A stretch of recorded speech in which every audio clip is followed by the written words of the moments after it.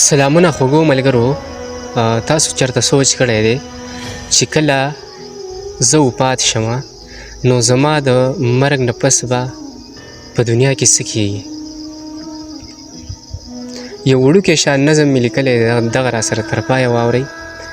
او هغه خلکو ته یو پیغام چې کوم خلک اوس په دنیا کې خپلو بچو دپاره نه حلال ګوري نه حرام ګوري نه سود ګوري او هغه ورته راوړي، ځکه چې په قبر کې هیڅوک نه پکارېږي، صرف خپل عمل پکارېږي. دغه نظم را سره واورئ او مخکې شعر کوي. د نظم عنوان دی ستا د مرګ نه پس.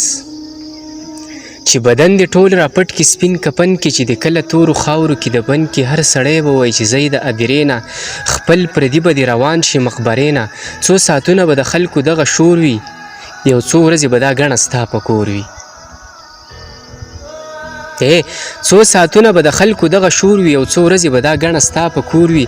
ستا بچي او کورودانه خواږه خلک، یو څو ورځې پس به دغه خفه خلک نوم نشان به تلالي ستا هېرېږي، په پردي واده کوجدن کې به ګډېږي. د هر څه نه چې و تا ته خواږه یاره، نه د ورځ او نه د شپې ته کاته یاره. هېره کړې چې تا یوه سجده وه، ورځ لا څه چې شوګیره دې هره شپه وه.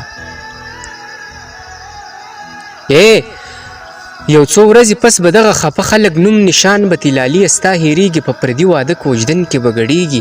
د هر څه نه چې و تا ته خواږه یاره، نه د ورځ او نه د شپې ته کاته یاره.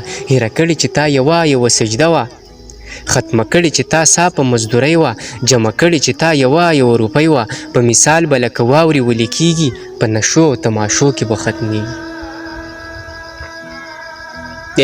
ختمه کړې چې تا سا په مزدورۍ وه، جمع کړې چې تا یوه روپۍ وه. په مثال به لکه واورې ویلې کېږي، په نشو او تماشو کې به ختمېږي. سپین بدن به دې په خاورو کېږي، ستا بچي به د یو بل سره خندېږي. په دنیا کې به ستا دا غټه ګناه وي، ستا بچي به د یو بل سره لګیا وي.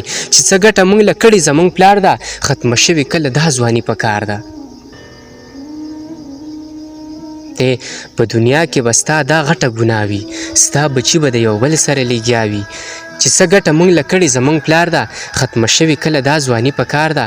ستا پسې ستا د بچو دغه کنځلې، د برداشت کله دي دا سپکې خبرې. تا پسې به نه خیرات او نه سجده وي، ستا سزا به ستا یوه پیسه وي. د خپل ژوند او د کردار نه به ګیلې کړي، په عذاب دوزخ کې به نارې کړي. په بچو مې علم کړی د قرآن وی، د بدن نه به مې ولې تا او مهران وی.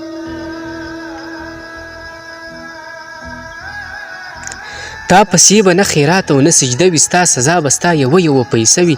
د خپل ژوند او د کردار نه به ګیلې کړي، په عذاب دوزخ کې به نارې کړي. په بچو مې علم کړی د قرآن وی، د بدن نه به مې ولې تا او ماران وی. حقیقت خبرې مه کوه د یانه، په چا ښې نه لګي کېنه مسلمانه، په چا ښې نه لګي کېنه مسلمانه.